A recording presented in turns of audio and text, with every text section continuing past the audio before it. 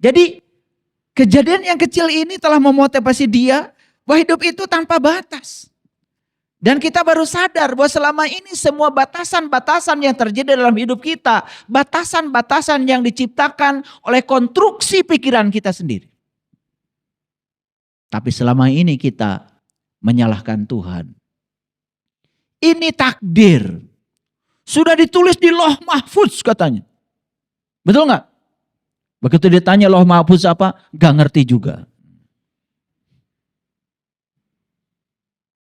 Jadi seolah-olah kita datang ke dunia ini ya sebagai sesuatu yang pasif, yang tidak boleh mengubah nasib.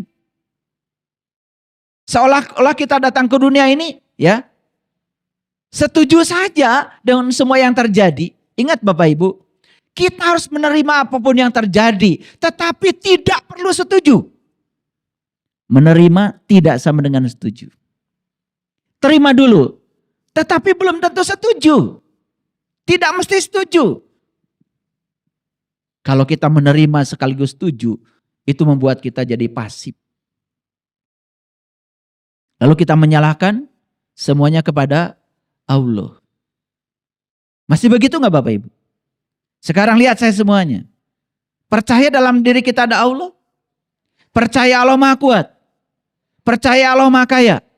Percaya Allah Maha Pandai. Percaya Allah kuasanya tanpa batas. Oke.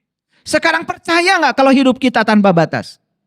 Percaya kebahagiaan kita tanpa batas? Percaya rezeki kita tanpa batas? Percaya ilmu kita tanpa batas? Oke, percayai semua akan terjadi. Itu doa yang sebenarnya.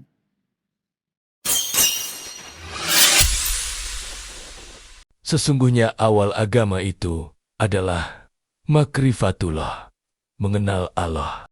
Pastikan semua makhluk di semesta ini, baik yang kelihatan maupun yang tidak kelihatan, di setiap ruang dan waktu, di semua tingkatan, senantiasa hidup berbahagia. Pastikan mereka semua terbebas dari segala bentuk penderitaan. Yakinkan diri kita semua selalu menjadi sumber cinta, sumber kedamaian, sumber berkah, sumber kebahagiaan, sumber kesejahteraan bagi semua makhluk dimanapun mereka berada. Segala puji hanya milik Allah, Tuhan semesta alam, yang meliputi seluruh semesta tanpa batas, yang meliputi seluruh makhluknya, meliputi seluruh ciptaannya. Dia Maha Kuasa dan sangat dekat dengan yang dikuasainya. Itu perbedaan kuasa Tuhan dengan kuasa manusia. Kalau manusia semakin tinggi kuasanya, semakin jauh dari rakyatnya, semakin jauh dari yang dikuasainya. Kalau Tuhan yang Maha Kuasa, demikian maha kuasanya, tetapi dia selalu dekat dengan semua hambanya. Dia tidak pernah tertidur, tidak pernah terkantuk, senantiasa mengurus dan mengatur yang terbaik buat hambanya. Cuman sayang sekali si hamba ini hidupnya tidak dengan kesadaran, hidupnya dengan dualitas, hidupnya dengan ambisi ego, sehingga sering terjebak oleh penghakiman, penilaian, baik buruk, benar salah, menendang, mencengkram. Padahal semua hal yang terjadi dalam hidup kita baik adanya. Kalau kita percaya pada kebijaksanaannya Tuhan.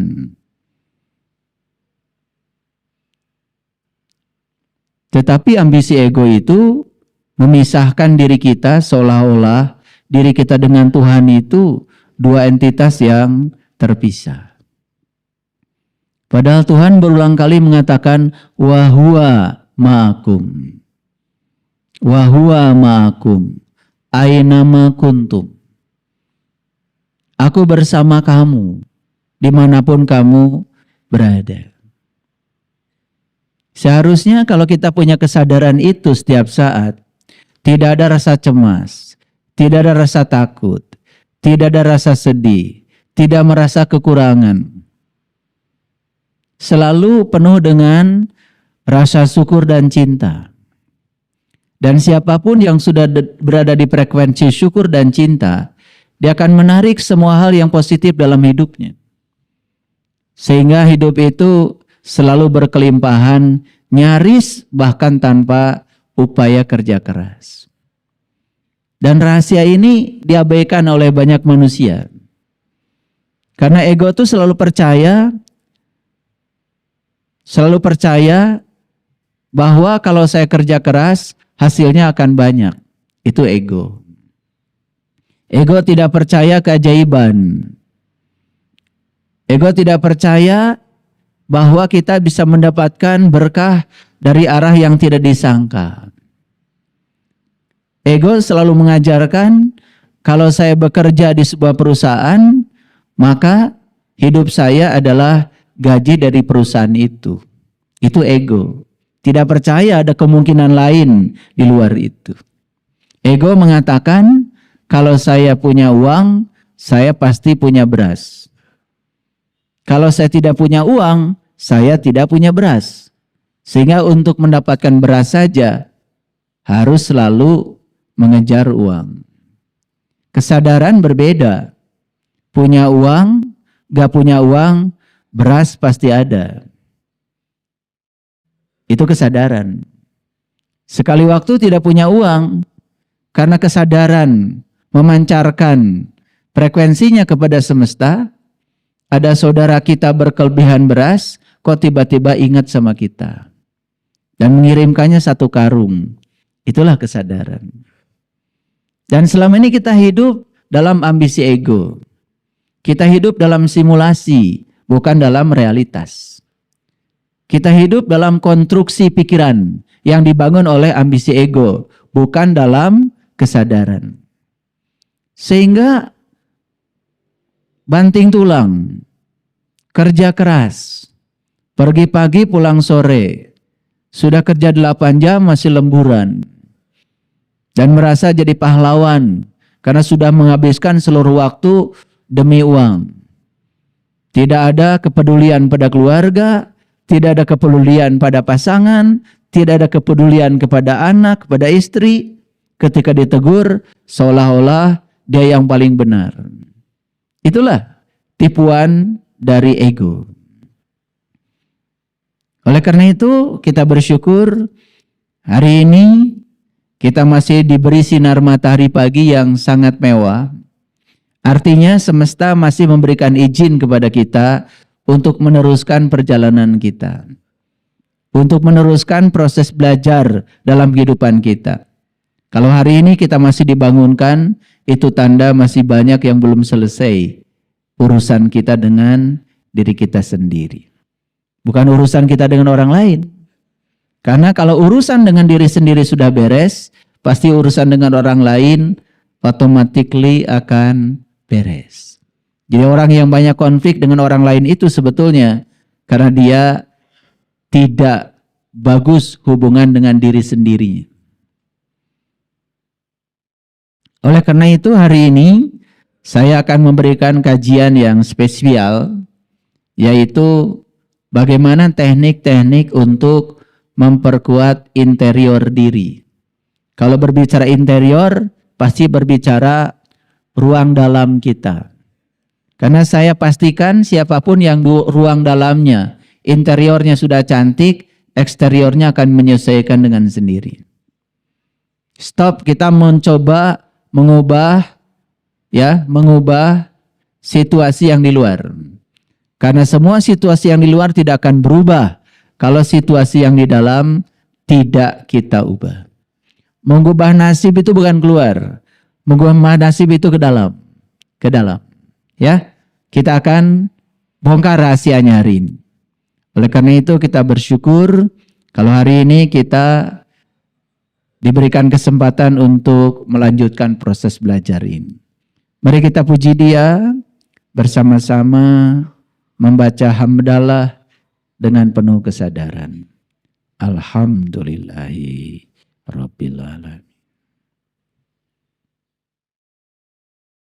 Mari kita rasakan kehadiran Dia dalam diri kita. Dia tidak pernah jauh meninggalkan kita. Dia senantiasa menemani kita, memenuhi seluruh sel dalam tubuh kita.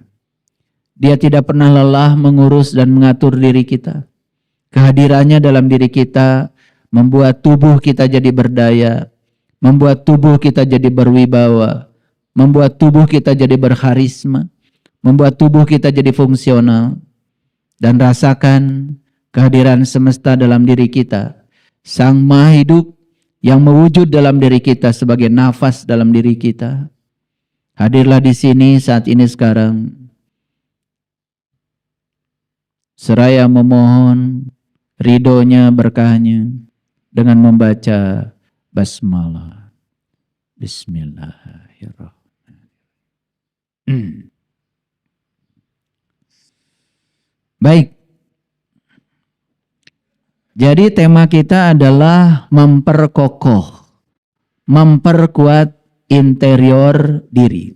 Jadi kita berbicara bagaimana kita membangun internal diri kita menjadi cantik, menjadi kuat, menjadi hebat, menjadi tangguh. Ya, kira-kira itu tema kita hari ini. Kenapa demikian? Karena ada 3 hubungan yang harus kita selalu urus. Yang pertama hubungan kita dengan Tuhan. Yang kedua hubungan kita dengan sesama. Dan yang terakhir, ini yang jauh lebih penting adalah hubungan kita dengan diri kita sendiri. Saya sering melihat banyak orang yang memperlakukan dirinya itu secara tidak hormat. Secara tidak sadar sering merendahkan dirinya, membatasi dirinya, tidak melayakkan dirinya dengan kata-katanya, dengan pikirannya, dengan perasaannya. Banyak yang kayak gitu? Pernah nggak kita merasa rapuh? Seolah-olah diri ini tidak mampu mengatasi semua tantangan dan rintangan yang ada di hadapan kita. Pernah nggak begitu? Pernah. Kita melihatnya seolah-olah itu biasa-biasa saja. Tapi kalau perasaan rapuh, pikiran rapuh tentang diri ini terus diulang-ulang, maka kita sebetulnya sedang membangun jalur mental kita sendiri, di mana kita akan teridentifikasi sebagai orang yang rapuh dan lemah. Dan itulah sebetulnya doa. Itulah sebetulnya doa. Di kajian yang kemarin saya sudah menyampaikan, menurut riset, bangsa Indonesia ini 95% penduduknya itu setiap hari berdoa. Dan presentasi bangsa yang rajin berdoa di seluruh dunia, kita menang dan kita juara 1. Tetapi coba perhatikan, apakah jumlah manusia yang berdoa, yang rajin berdoa setiap hari, memiliki korelasi dengan kesejahteraan, dengan kedamaian, dengan kebahagiaan? Yang rajin berdoanya ya bangsa kita. Tapi bangsa kita tidak termasuk 10 negara yang paling berbahagia di dunia. Lalu ada yang bertanya kepada saya, terus mereka kok bisa bahagia nggak berdoa? Saya punya alasan. Jangan-jangan mereka berdoanya lebih canggih dari kita, makanya mereka lebih bahagia. Cuman teknik berdoanya lebih canggih. Karena tidak ada kejadian di semesta ini yang terjadi kebetulan. Semuanya adalah sinkronisasi. Kenapa ada orang yang dirindukan uang? Dan kenapa ada orang yang tidak dirindukan uang? Mungkin kita mengira, ya, mengira karena kita rajin berdoa dan doanya minta berkelebihan uang, seolah-olah doa kita yang paling benar. Dan orang lain kok tidak berdoa minta uang, tapi uangnya banyak. Mungkin kita menganggap bahwa kita kok lebih benar gitu dari mereka, tapi faktanya ya, uang tidak mengunjungi saya. Malah uang mengunjungi orang lain yang menurut versi kita, mereka tidak pernah berdoa. Pernah nggak ada perasaan seperti itu? Mungkin pernah ya. Padahal alam semesta ini bekerja berdasarkan hukum tarik menarik. Jadi kenapa kok uang tertarik sama dia, tidak tertarik sama saya? Mungkin kita sudah berdoa dalam bentuk kata-kata, dalam bentuk permohonan, tapi coba koreksi. Yang menggerakkan kita berdoa apa? Apakah perasaan berkelimpahan atau perasaan kekurangan? Dan di riset tentang negara-negara yang paling rajin berdoa, ternyata negara-negara yang paling rajin berdoa ternyata secara ekonomi, secara finansial, termasuk negara-negara yang finansialnya kurang baik. Jadi jangan-jangan kita berdoa karena kita digerakkan oleh rasa kekurangan, bukan oleh rasa syukur. Karena berbeda sekali ya, percaya dengan menginginkan itu beda. Ulangi ya, percaya dan menginginkan itu berbeda. Coba, kita lebih banyak percaya atau menginginkan? Menginginkan. Kita menginginkan banyak uang, tapi diri kita sendiri tidak percaya. Diri kita sendiri tidak merasa layak kalau kita akan banyak uang. Mana yang akan terjadi? Yang diinginkan atau yang tidak percaya? Yang tidak percaya. Kita sudah berdoa, ya Allah, berikanlah rezeki yang berlimpah tanpa batas kepada saya. Tapi kita sendiri hanya sebatas di mulut berbicara itu. Semesta tidak mengerti bahasa kita. Semesta itu hanya mengerti bahasa getaran, bahasa energi, bahasa frekuensi, bahasa vibrasi yang dipancarkan melalui emosi. Tapi orang yang percaya, saya yakin ada jalan keluarnya. Saya yakin saya akan sukses. Saya yakin saya layak untuk mendapatkan hidup yang berkelimpahan. Dan keyakinan itu melampaui keinginan. Di situ ada emosi di situ. Di situ ada bahan bakar yang meletup-letup, bahkan seolah-olah ya, yang diyakini itu sudah benar-benar terjadi. Jadi jangan pernah menganggap seolah-olah orang yang kelihatannya tidak berdoa, kok berkelimpahan, mereka tidak berdoa. Jangan-jangan doa mereka lebih keren daripada kita yang berdoa secara konvensional, mengatur-ngatur Tuhan agar Tuhan mengikuti segala keinginan kita. Nah, itulah yang akan kita coba bangun saat ini. Kenapa perlu dibangun ini? Supaya timbul koreksi. Ya, timbul kesadaran. Ya. Kita ini begitu banyak diberi pelajaran oleh semesta, tetapi kita tidak bisa menangkap pelajaran yang datang bertubi-tubi. Lalu kita akan tetap berada di siklus yang sama. Mohon maaf ya. Pernah nggak melihat ada orang ya yang susah tidak pernah keluar dari kesusahannya? Pernah melihat nggak? Ya. Banyak? Jangan-jangan Allah orangnya diri kita sendiri. Kenapa begitu? Nah, kembali lagi, hukum tarik menarik. Like attracts like. Yang serupa akan menarik yang serupa. Pernah nggak ada orang berdoa dari rasa berkelimpahan? Ya Allah, dalam diri saya ada Engkau yang maha segalanya, yang maha kaya, yang maha kuasa, yang maha pandai, yang maha luas, yang maha lembut, yang maha gagah, yang maha akbar. Kalau orang bergerak dari rasa kehadiran Tuhan dalam dirinya,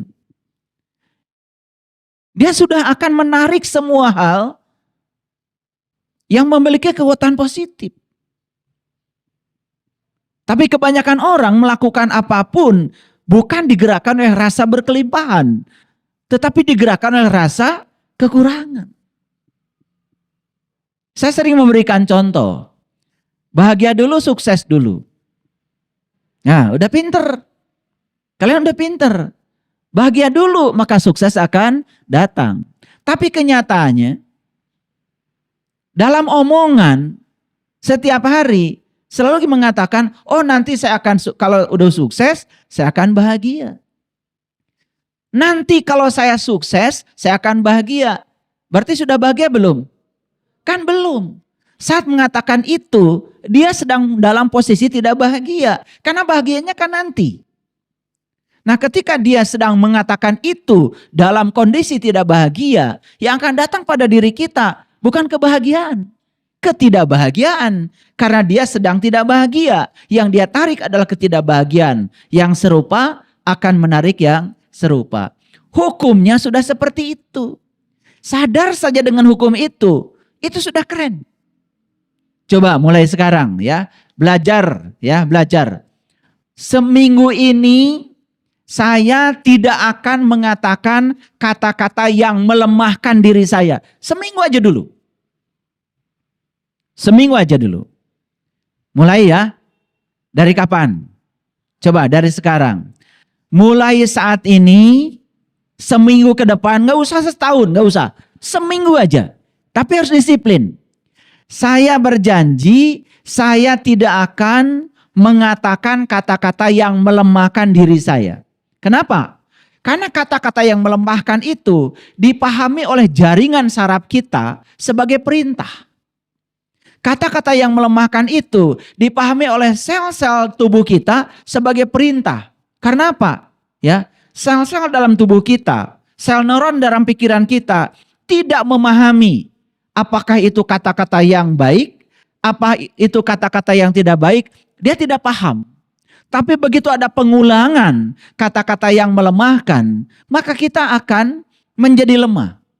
Pernah nggak ada yang mengatakan, wah itu terlalu sulit bagi saya. Pernah? Pernah apa sering? Nah, keluar nggak dari kesulitan? Nah itu, siapa yang mau mempercayai kita sebagai orang yang tangguh dan kuat? Sementara kita sendiri tidak percaya kalau dirinya tangguh. Tidak percaya kalau dirinya tabah. Tidak percaya kalau dirinya mampu. Nah itu dipahami oleh sel-sel neuron di otak kita sebagai perintah. Dan itu masuk ke dalam perasaan kita sebagai perintah. Dan itu yang akan menjadi realitas. Sekarang ganti ya. Ketika mau mengatakan itu terlalu sulit bagi saya, kan lebih bagus memilih kata-kata yang memberdayakan. Saya pasti bisa mengatasi kesulitan itu. Saya bersama Allah yang maha segalanya. Saya tabah, saya kuat, saya sanggup, saya bisa melewati semua itu dengan mulus. Jadi itu memperbaiki interior diri. Karena kalau interior di dalamnya itu rusak, yang keluar dari sini itu kata-kata yang melemahkan diri kita. Nah kata-kata yang melemahkan juga melemahkan pikiran, melemahkan perasaan. Kemarin ada yang datang pada saya. Minta waktu pada saya sebentar saja. Sudah akhirnya cerita. Ya cerita. Kalau saat ini dia sedang mengalami kesulitan. Kesulitannya dia investasi, uangnya hampir 1,5 miliar dan investasinya bodong, gak balik lagi. Gitu.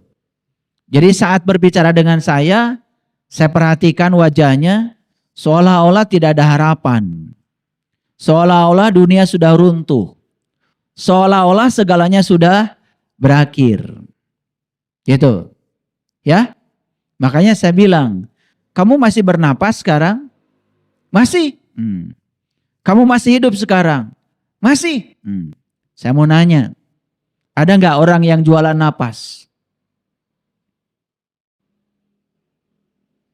Konglomerat sebanyak apapun hartanya, tidak ada beritanya kalau mereka bisa membeli nafas.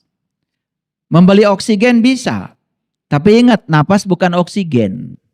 Kalau napas itu oksigen, makanya setiap orang pasang aja ventilator pasti nggak mati-mati. Tapi kenyataannya waktu zaman COVID sudah dipasang ventilator pun oksigen dialirkan tetap mati. Awas ya, napas bukan oksigen. Walaupun untuk bernapas perlu oksigen. Di balik napas itu jauh melampaui oksigen. Ada satu rahasia, ada satu kekuatan yang tidak disadari oleh kita. Makanya saya jelaskan ya, ketika kamu masih hidup, masih bernapas, sebenarnya kamu itu masih kaya. Apakah kekayaan napas itu bisa diuangkan dengan uang 1,5 miliar? Makanya saya ganti. Ya. Saya ganti. Jangan pernah mengatakan, ya Allah, aku punya masalah yang besar. Tapi bilang sama masalah, hei masalah, aku punya Allah yang maha besar. Kamu sudah tidak meyakini diri kamu sudah tidak memantaskan diri kamu, seolah-olah hancur dunia dengan uang yang 1,5 miliar itu. Kemana pikiran kita difokuskan, ke situ energi mengalir. Terus memikirkan uang yang hilang, tambah hancur hidup kita. Kenapa tidak mengalihkan pikiran kita pada uang yang akan datang? Kenapa tidak mengalihkan pikiran kita pada berkah yang akan diberikan Allah kepada kita, yang selalu dibatasi oleh pikiran kita? Selesai bicara dengan saya, mau pulang, masih ada kata-kata yang terucap. Itu terlalu sulit bagi saya. Nah,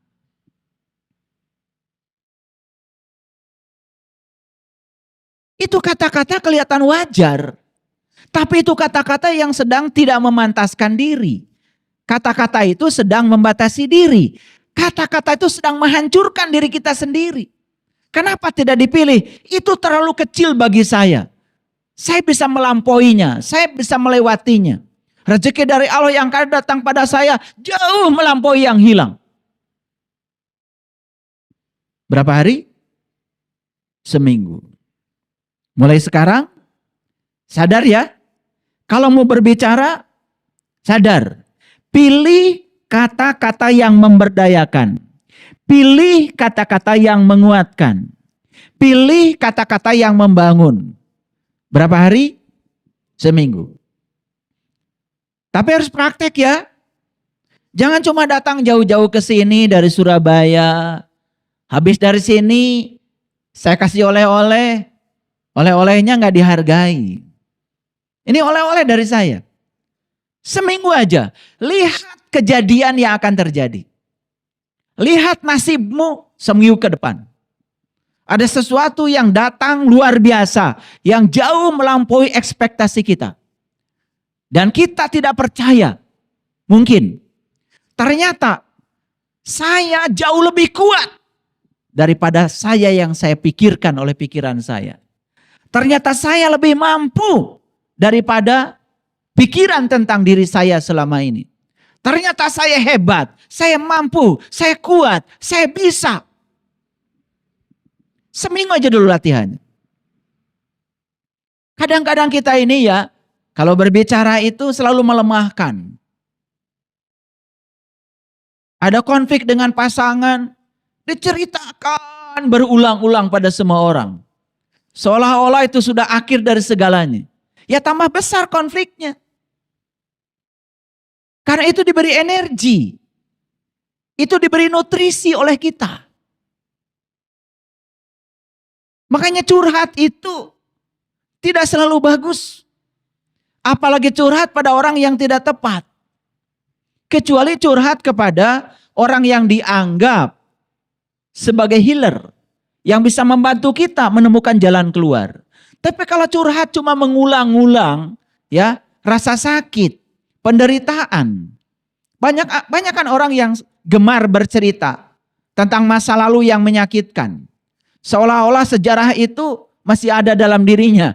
Padahal dia sudah hidup hari ini, di sini, sekarang. Nih saya kasih tahu. Kita semua tidak bisa didefinisikan dari sejarah hidup kita di masa lalu. Ulangi. Kita tidak bisa didefinisikan dari sejarah hidup kita di masa lalu. Kita bisa membuat definisi kita sendiri hari ini. Makanya begitu bangun pagi, kita harus sadar. Di tangan kita ada pena yang disediakan semesta buat kita. Bahwa hari ini adalah kertas kosong kita. Yang bisa kita tulisi. Kita mau bangun masa depan kita seperti apa. Sekarang. Itulah definisi kita. Itulah masa depan kita. Yang tidak tampil hari ini tidak punya masa depan. Sekali lagi. Yang tidak tampil hari ini tidak punya masa depan. Makanya stop mengatakan besok masih ada waktu. Besok itu belum tiba. Masa lalu sudah tidak ada. Waktu kita di sini saat ini sekarang. Saya berulang-ulang mengatakan ini. Tapi banyak yang belum paham kata-kata saya. Makanya harus diulang-ulang. Berapa hari? Seminggu. Dari kapan? Dari sekarang. Kalau macet, gak usah diceritakan. Kan kalian tidak suka macet. Tapi kalian suka cerita. Betul gak? Kalau gagal bisnis, gak usah diceritakan. Gak usah. Kan kalian tidak suka gagal. Tapi diceritakan berulang-ulang. Makanya sepanjang kita menceritakan berulang-ulang yang kita tidak suka. Yang tidak suka itu akan datang berulang-ulang. Ceritakan yang kamu suka. Ceritakan yang kamu mau. Ceritakan yang kamu dambakan. Itu saja doanya. Itu saja doanya. Saya tidak ngasih doa baca surah ini sekian kali, baca surah ini sekian kali. Enggak. Kecuali kalau mengerti isinya. Saya bukan meremehkan Al-Quran. Tapi kalau kita mengerti kandungan Al-Quran dan diimplementasikan dalam hidup, itu oke. Tapi kalau kita membaca berulang-ulang sesuatu yang kita sendiri tidak mengerti, tidak terjadi afirmasi, tidak akan mengubah pola pikir kita, tidak akan mengubah kesadaran kita. Berapa hari? Sejak kapan? Sudah tahu kan? Apa yang tugasnya? Berhenti membicarakan sesuatu yang tidak disukai. Berhenti mengatakan kata-kata yang melemahkan, yang menghancurkan. Ganti dengan kata-kata yang memberdayakan, yang menguatkan, yang memantaskan. Saya layak bahagia. Saya pasti sukses. Gitu aja. Buat kemungkinan lebih banyak. Karena otak ini kayak plastisin. Tahu plastisin? Plastisin. Mainan anak-anak. Plastisin mau dibentuk jadi mobil-mobilan bisa. Plastisin dibentuk jadi bola bisa. Dibentuk jadi kotak bisa. Dibentuk jadi segitiga bisa. Mau dibuat jadi orang-orangan bisa. Otak kita itu sefleksibel itu. Otak ini plastis. Terserah kamu membentuk pikiranmu seperti apa. Dan ketika kita membentuk pikiran kita, itulah kita sedang membentuk realitas hidup kita.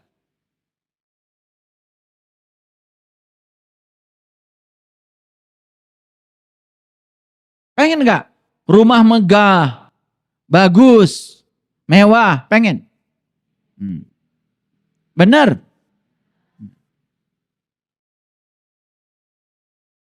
Percaya?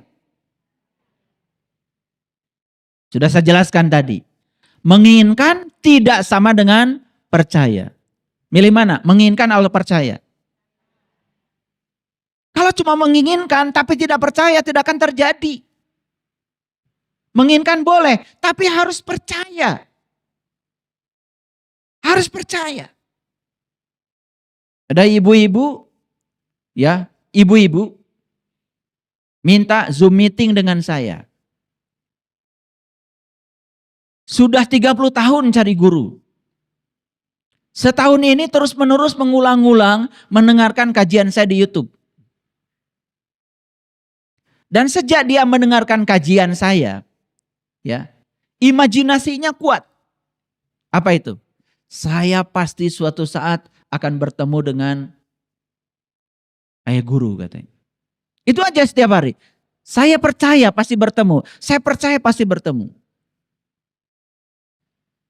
Padahal menghidupkan HP aja perlu bantuan anak.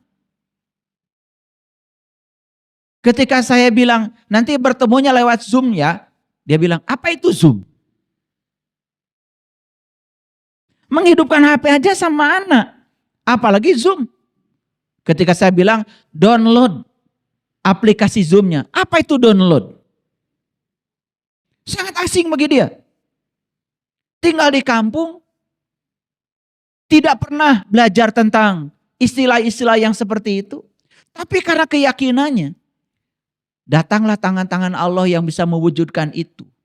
Dan begitu dihidupkan Zoom-nya. Baru melihat saya di Zoom. Gak jadi ngomong sama saya. Nangis saja. Tidak percaya. Kemudian saya bilang, kenapa ibu diam? Ini ajaib.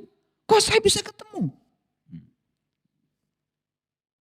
Nyaris tidak percaya. Lalu saya bilang, ibu menginginkannya selama ini. Semesta mendengarnya. Cara bukan wilayah ibu. Cara wilayah semesta. Semesta akan mengirim tangan-tangannya untuk mewujudkan ini. Selesai menangis, akhirnya lancar bicara. Keluar semua kata-katanya. Rasa syukur, rasa gembira.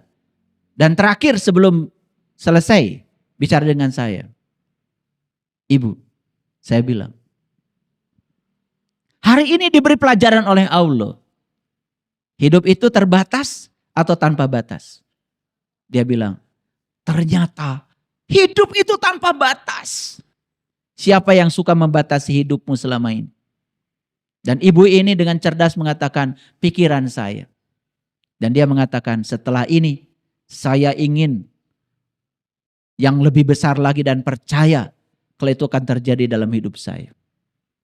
Jadi kejadian yang kecil ini telah memotivasi dia bahwa hidup itu tanpa batas.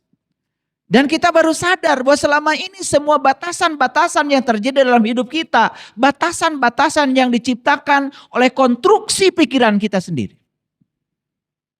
Tapi selama ini kita menyalahkan Tuhan. Ini takdir. Sudah ditulis di Lauh Mahfuz katanya. Betul nggak? Begitu ditanya Lauh Mahfuz apa, gak ngerti juga. Jadi seolah-olah kita datang ke dunia ini ya sebagai sesuatu yang pasif, yang tidak boleh mengubah nasib. Seolah-olah kita datang ke dunia ini ya setuju saja dengan semua yang terjadi. Ingat Bapak Ibu, kita harus menerima apapun yang terjadi, tetapi tidak perlu setuju. Menerima tidak sama dengan setuju. Terima dulu, tetapi belum tentu setuju. Tidak mesti setuju. Kalau kita menerima sekaligus setuju, itu membuat kita jadi pasif. Lalu kita menyalahkan semuanya kepada Allah. Masih begitu gak Bapak Ibu? Sekarang lihat saya semuanya. Percaya dalam diri kita ada Allah. Percaya Allah Maha Kuat. Percaya Allah Maha Kaya. Percaya Allah Maha Pandai. Percaya Allah kuasanya tanpa batas. Oke. Sekarang percaya gak kalau hidup kita tanpa batas? Percaya kebahagiaan kita tanpa batas? Percaya rezeki kita tanpa batas?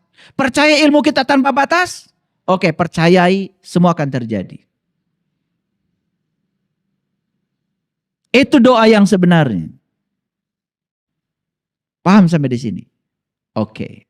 Kalau sudah paham, kita masuk. Dasar-dasarnya saya bangun dulu.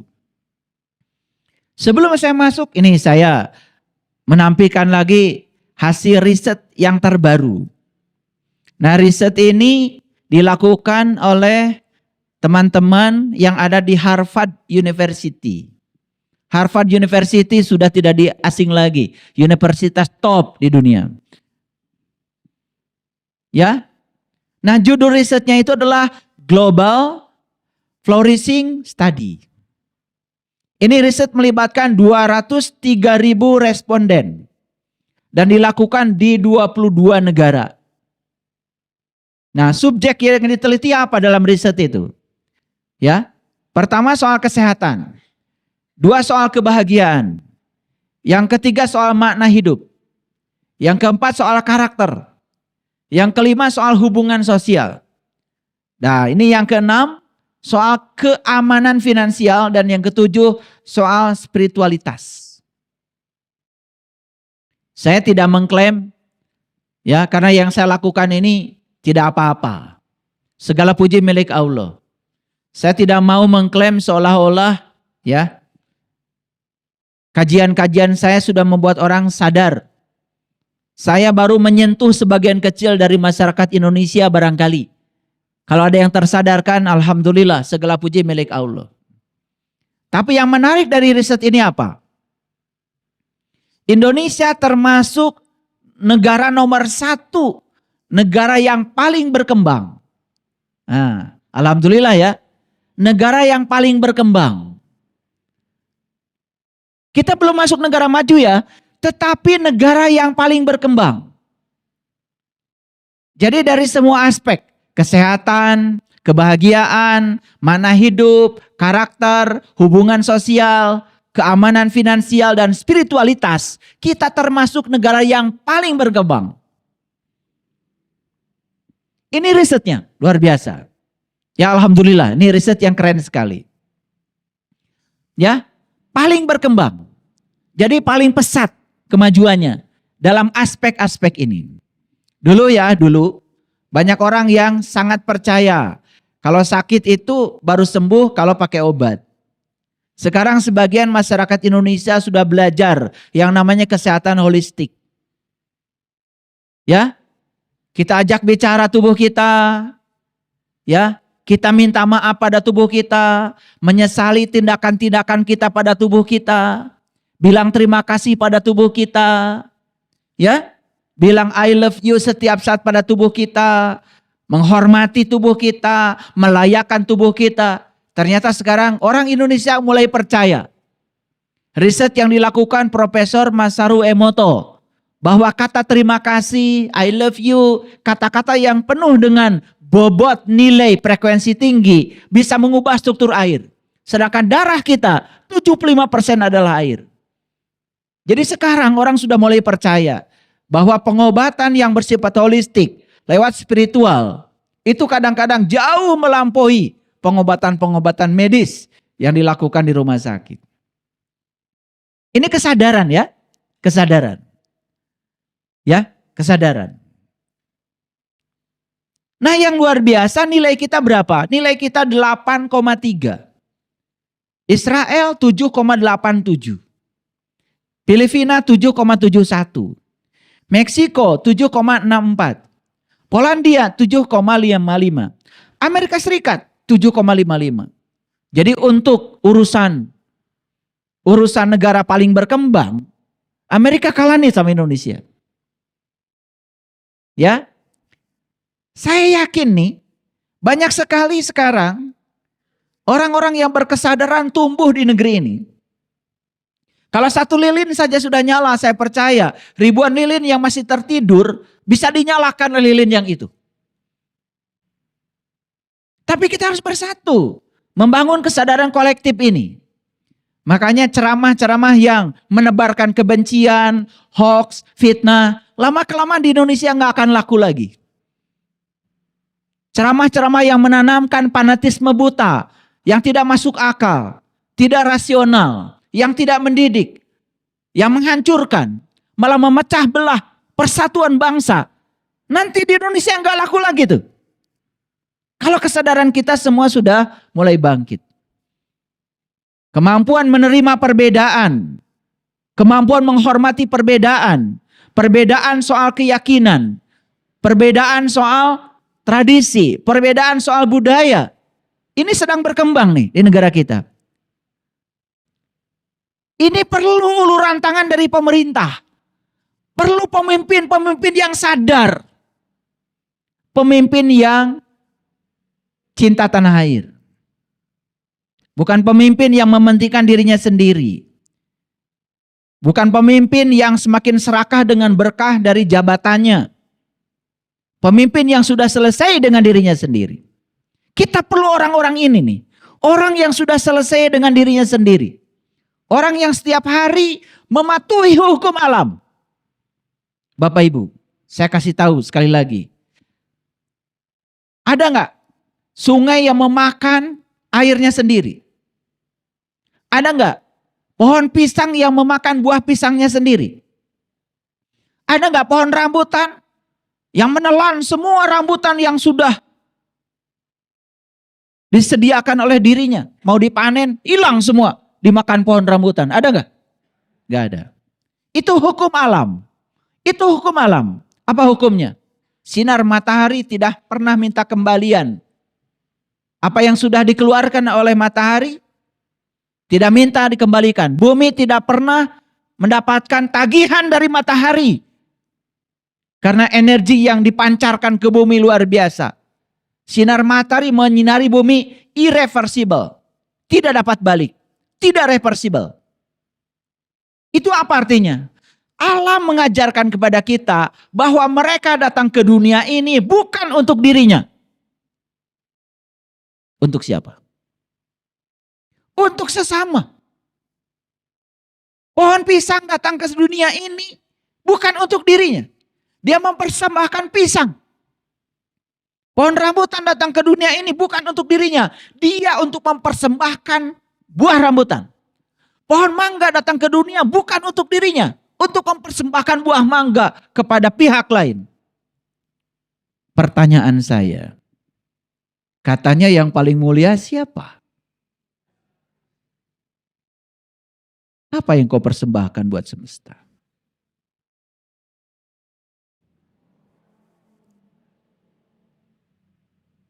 Kita ini kan asal bicara. Betul nggak? Manusia yang paling mulia. Betul nggak? Saya sama pohon cabai aja saya malu. Di samping rumah saya itu di sana, di Sariwangi. Saya punya tanah 320 meter. Saya tanami cabai rawit. 2000 pohon. Sekarang sedang berbuah. Pokoknya siapa aja yang mau cabai rawit silakan ngambil. Masyarakat situ silakan ngambil. Kalian juga boleh ngambil. Kemarin ada orang Malaysia datang ke sini bawa itu berapa kresek. Tapi ketika mengambil saya kasih pelajaran. Pelajarannya apa? Ya, enak ya. Tinggal ngambil. Betul nggak? Itu pelajarannya. Ya, enak ya. Tinggal ngambil. Waktu mau ngambil pohon, saya bilang, sebentar. Kau berterima kasih dulu sama pohon cabai.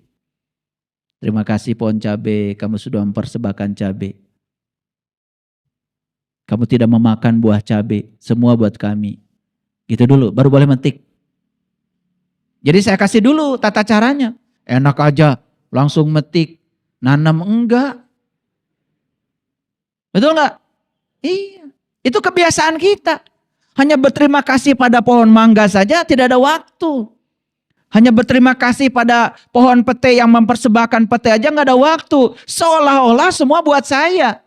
Di mana letak kemuliaan Anda sebagai manusia? Saya mau bertanya. Coba buktikan kalau Anda lebih mulia daripada yang lain. Lebih cinta kasih daripada yang lain. Buktikan. Jangan cuma bicara. Jangan coba bicara rahmatan lil alamin, rahmatan lil alamin. Orang mau ketemu kamu aja, males.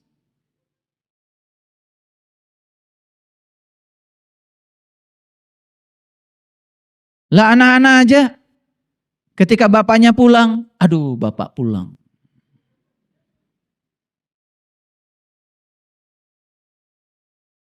Ya kalau pulang ke rumah kerjanya marah-marah, menyalahkan.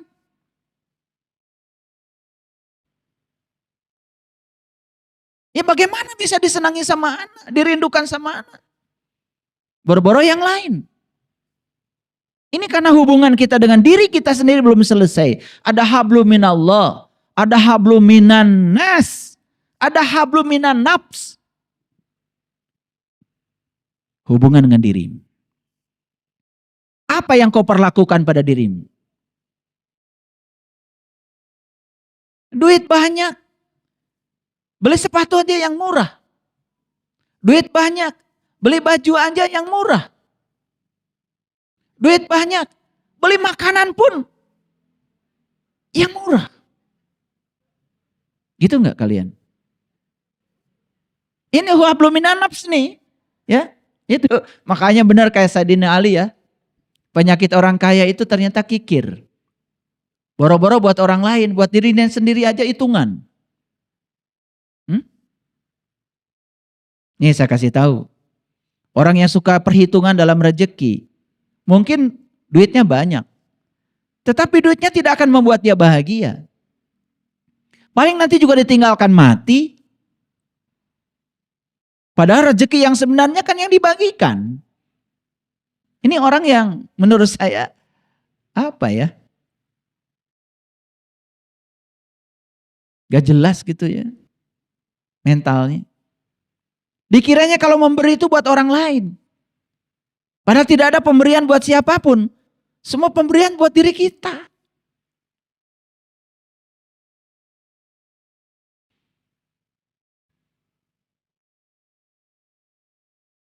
Maaf ya. Kenapa saya bicara ini? Karena saya yakin orang-orang yang datang ke sini butuh ini. Sefrekuensi dengan yang saya bicarakan. Pasti itu. Itu synchronize. Sinkronisasi.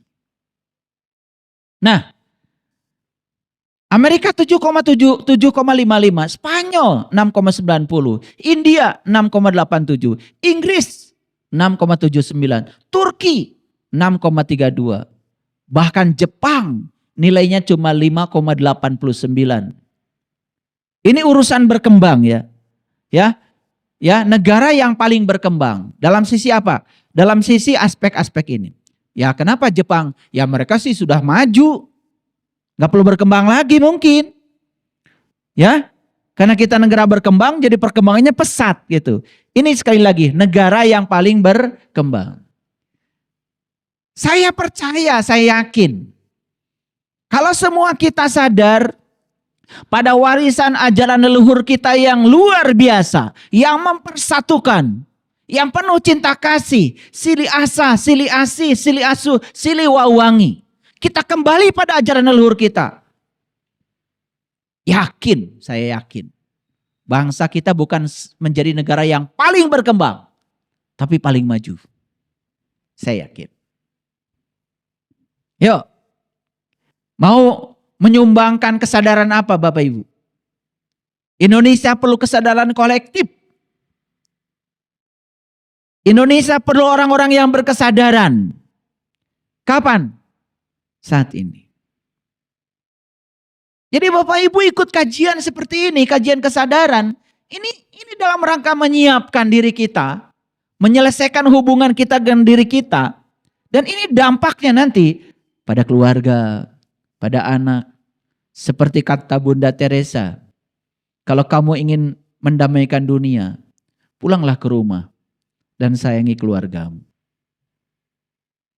Itu kata-kata sederhana, tapi menurut saya luar biasa. Kalau kamu ingin mendamaikan dunia, pulang ke rumah, sayangi keluargamu. Kalau satu keluarga sudah damai, satu RT damai. Satu RW damai, satu kelurahan damai, satu kecamatan damai. Betul nggak? Dunia pasti damai. Terlalu banyak Bang Toyib, nggak damai. Ya? Oke. Nah, banyak negara maju yang memiliki keamanan finansial, tetapi rendah dalam aspek makna hidup. Nah ini nih. Jadi ini catatan risetnya. Banyak negara maju yang punya keamanan finansial tapi rendah dalam aspek makna hidup. Rendah dalam hubungan sosial. Rendah dalam karakter pro-sosial. Jadi nggak ada gotong royong. Nggak ada makan bareng-bareng sama tetangga. Nggak ada. Ya, nggak ada lagi. Padahal itu penting. Makanya saya kadang-kadang kalau lagi di pusat pelatihan hidup sehat, saya bikin nasi liwet. Ya nggak pakai apa-apa. Cuma dikasih daun salam, serai, kasih garam dikit, kasih ayam. Iya. Siapkan dadar telur, cuma gitu aja. Ya. Tambah gepuk, sate, gitu aja, ya. Terus makannya pakai daun, ditumpahkan tuh, tumpahkan, ya udah makan. Di situ terasa sekali bahagianya ya, tidak ada strata lagi, enak tuh, ya. Mahal itu, makanya punya komunitas itu mahal, punya komunitas tuh mahal. Makanya kalau dalam ajaran Buddha ada namanya Triratna. Ya. Yang pertama punya guru, yang kedua punya ajaran, yang ketiga punya komunitas. Itu disebut Triratna, itu penting. Ada guru yang menjadi role model. Ada ajaran di komunitas itu. Dan di komunitas itu disatukan satu frekuensi. Itu yang barangkali di Quran dikatakan fa'asbahtum bi ni'matihi ikhwana. Disatukan menjadi saudara. Dengan saudara sekandung mungkin tidak selengket itu. Tapi dengan saudara sefrekuensi, ya dengan saudara yang sama-sama satu tujuan. Terkadang ikatan kita lebih kuat. Ya? Oke. Nah, kenapa saya membahas ini? Ini kan berkembang. Kalau berkembang itu berarti tumbuh kan? Tumbuh kan? Tumbuh kan? Oke. Bapak Ibu percaya nggak kalau alam semesta ini selalu membuat kita supaya tumbuh? Percaya? Oke. Jatuh tuh nggak apa-apa. Yang penting segera bangkit. Jatuh lagi nggak apa-apa. Bangkit lagi.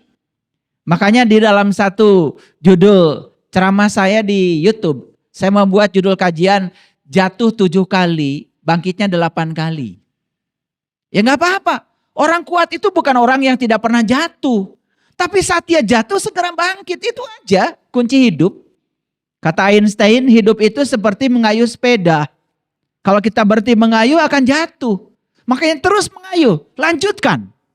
Dan saya percaya orang-orang yang hari ini masih sehat, masih kuat, masih tegar. Bukan tidak ada masa lalu, bukan tidak ada masalah. Karena kalian kuat untuk melanjutkan kehidupan. Kalian memilih saya akan lanjut. Saya tahu masalah-masalah kalian. Saya tahu. Tapi kalian memilih untuk tegar. Menegakkan kepala. Betul? Saya memilih untuk lanjut. Saya memilih untuk mengayuh sepeda saya. Saya menjaga keseimbangan hidup saya.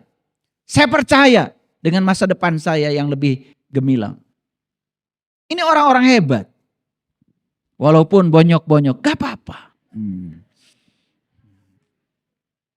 Nah, saya mau kasih gambar nih.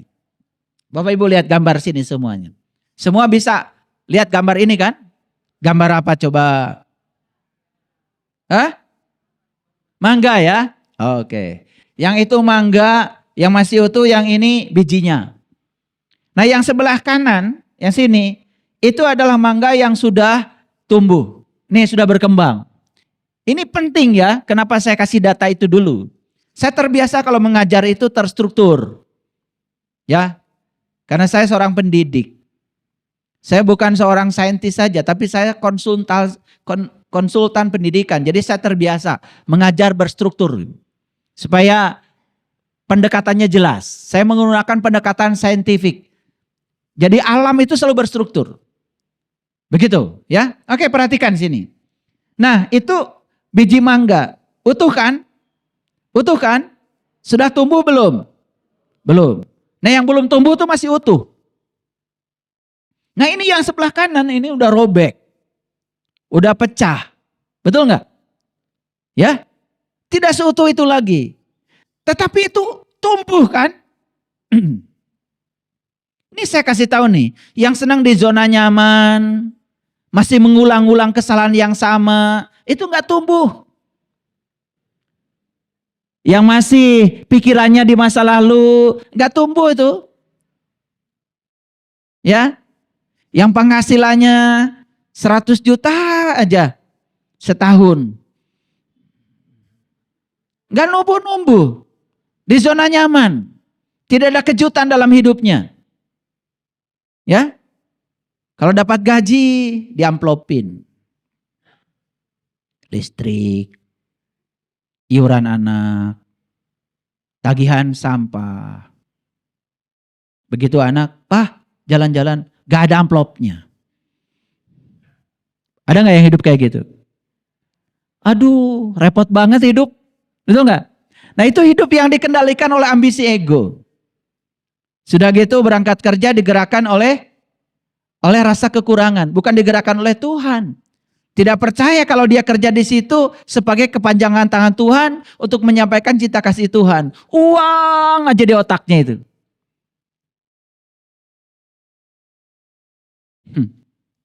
Pakai bismillahirrahmanirrahim sih perginya.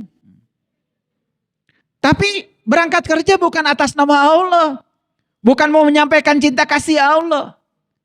Tapi berangkat kerja atas nama uang, atas nama kekurangan, atas nama cicilan.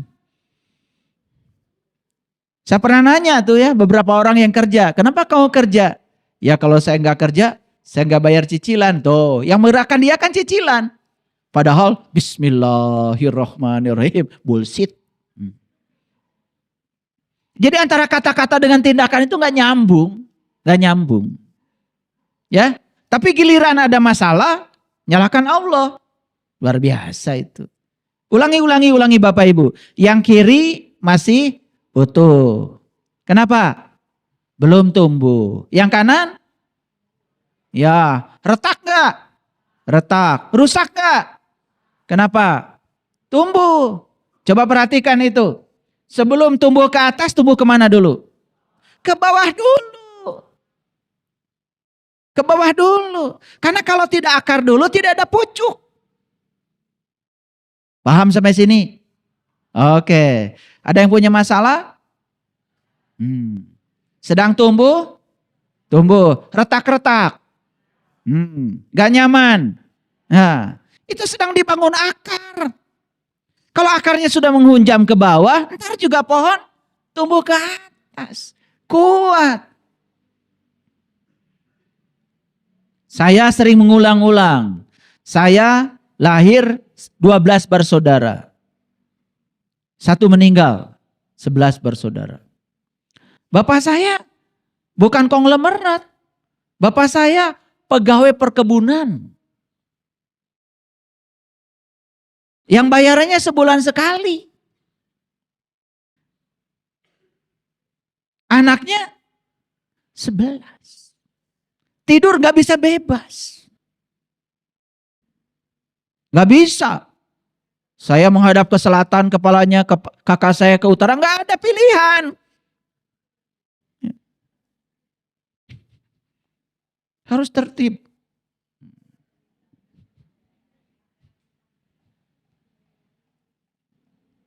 Ya sudah beraturan sejak dari kecil.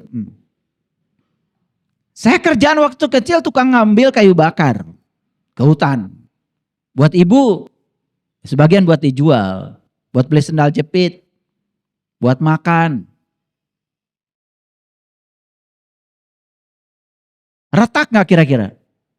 Retak. Rusak gak? Tapi saya percaya. Akar saya sedang menghunjam ke bawah. Dan saya tidak mungkin bisa bicara seperti ini di sini kalau saya tidak mengalami pertumbuhan akar saya. Dan tidak mungkin tunas saya menjulang tinggi ke atas kalau akarnya tidak tumbuh. Di Arab itu saya baru tahu. Kalau mereka itu mau nanam kurma, Biji kurma itu dimasukkan ke lubang dan setelah itu kemudian dikasih batu. Batunya sudah dipilih sedemikian rupa sehingga batu itu suatu saat akan terjungkal sendiri setelah dia tumbuh. Kenapa dikasih batu? Supaya pohon kurma itu, biji kurma itu setelah retak dia tumbuh akar ke bawah. Nanti kalau akarnya sudah mantap, dia akan tumbuh dahan. Dahan akan menggulingkan batu dengan sendirinya. Tidak ditolong. Begitu cara alam menguatkan kita. Punya suami yang marah-marah, akar. Betul nggak? Iya. Bisnis gagal, akar. Lihat itu semua. Sekarang saya tanya, apakah itu cinta kasih semesta? Apakah itu cara semesta membuat kita jadi kuat? Itu supaya interior kita kuat. Kalau interiornya kuat, eksteriornya juga akan hebat. Ini kajian kita hari ini. Siap retak. Kalau nggak siap retak, terus aja kayak gitu. Masuk tong sampah. Betul nggak? Nih saya kasih tahu. Kalau lihat biji mangga utuh, pasti diambil masuk tong sampah. Tapi kalau lihat biji mangga sudah tumbuh akar, sudah tumbuh dahan, pasti diambil dan ditanam. Betul nggak? Pertanyaan saya, mau ditanam atau mau masuk tong sampah? Bagus. Itu aja kajian hari ini. Selesai ya? Baru judulnya aja maksud saya selesainya. Ya. Dengan ilustrasi ini mengerti? Oke. Jadi semua kesulitan, semua tantangan hidup, semua hambatan hidup itu hanya cara, itu batu yang digunakan untuk membuat biji kurma tumbuh ke bawah. Tapi selama ini kalian mengeluh, protes, marah, tidak suka, menendang. Makanya itu yang membuat kita selama ini gak tumbuh. Gitu-gitu aja. Ilmunya gitu-gitu aja. Hanya mengulang-ulang yang sudah tahu. Hidupnya gitu-gitu aja. Tidak ada kejutan. Tidak ada keajaiban. Linier hidupnya. Gak bosan gitu? Oke, siap belajar ilmu baru? Siap punya pola pikir baru? Oke. Ciri tumbuh itu setiap hari selalu menjadi diri yang baru.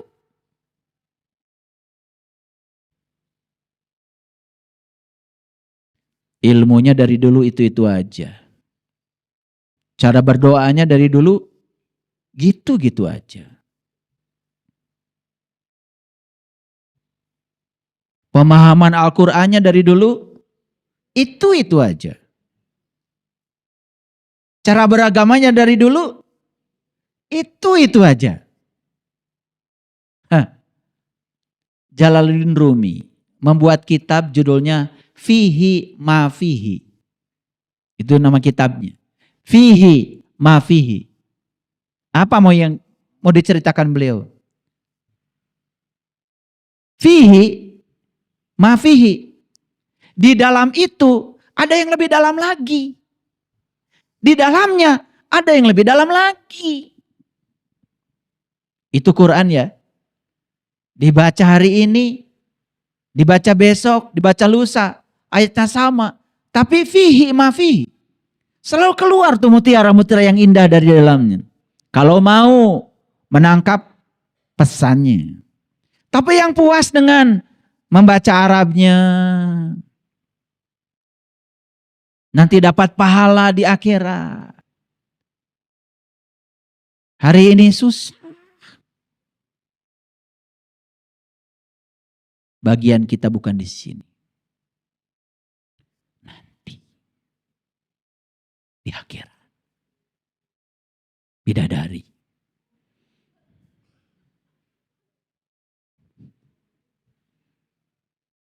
Percaya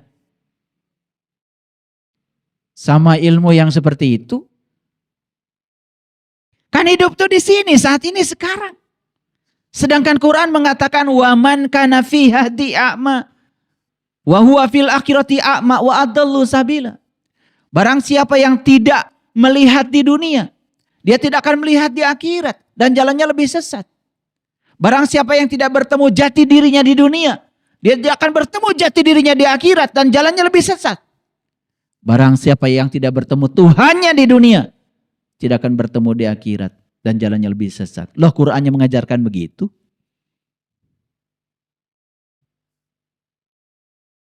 Bapak Ibu, sekarang tahu nggak ilmunya? Kenapa hidup saya begitu-begitu saja? Karena interior kita pun begitu-begitu saja. Sudut pandangnya begitu, cara berpikirnya begitu, ya itu yang terjadi. Siap untuk keluar? Siap untuk bangkit? Siap jadi manusia baru? Siap tumbuh? Oke, siap menetap? Itu baru keren.